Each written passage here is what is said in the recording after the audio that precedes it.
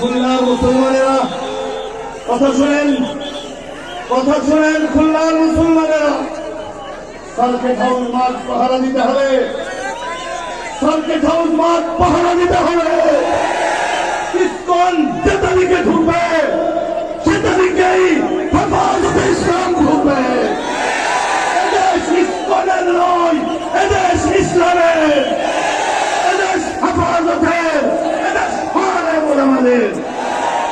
দীর্ঘ 16 বছর কষ্ট দিতাম দেশীয় সিস্টেমে, এখন ভারতীয় সিস্টেমে কষ্ট দিতে চাও।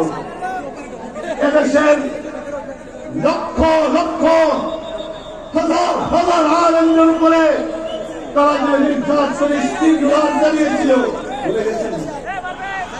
ভুলে গেছেন আপনারা? আজকে কোর্টের বারান্দার দিকে তাকালে লজ্জা লাগে। যে আদালতের পুলিশরা শেখুল হাদিস ইবনে শেখুল হাদিস আল্লামা মামুনুল হকের হাতে হ্যান্ডকাপ লাগিয়ে, পায়ের মধ্যে বেড়ি লাগিয়ে, রশি লাগিয়ে টেনেছিল, তারা আজকে এই দোষরদের, ফ্যাসিস্টের দোষরদেরকে ডাবের পানি খাওয়ায়, ডাবের পানি খাওয়ায়। ইনুয়ার মেননরা হাসতে হাসতে যায়। পরিষ্কার বলতে চাই, যারা ইসলামের দুশমন, যারা রাসূলের দুশমন, যারা আল্লাহর দুশমন, তারা আমাদের দুশমন। আমার ভাইরা, আমি অবাক হয়ে যাই। বাংলা আমাদের এখান থেকে মনে আছে বাংলাদেশে এমন একজন ব্যক্তি, জগতের সম্রাট ছিলেন, তিনি সমস্ত ওয়াইজদের মুফতি ছিলেন, আল্লামা দিলওয়ার হোসেন সাঈদী রাহিমাহুল্লাহ। তাকে গিরিবাম নির্যাতন করে, তাকে শাহাদাতের দিকে ঠেলে দিয়ে রাজধানী ঢাকাতে তার জানাজাটাও পড়তে দেয়নি।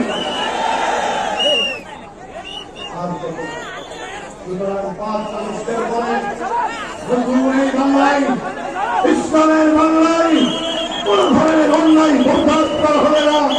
ইসকনকে বলতে চাই, তোমরা তোমাদের যত কাজকর্ম আছে তোমরা তোমাদের মন্দিরে করো, আপত্তি নেই।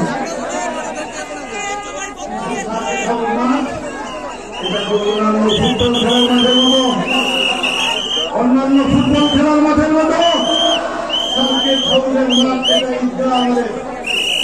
সেখানে আমরা চিন্তা দিব, সেখানে এই মুসলিমরা, এই কাফেররা, এই পত্তলিকেরা তারা ঢুকতে পারবে না ইনশাআল্লাহ। যদি জানতে হয় শান্তি ভাবতে যেতে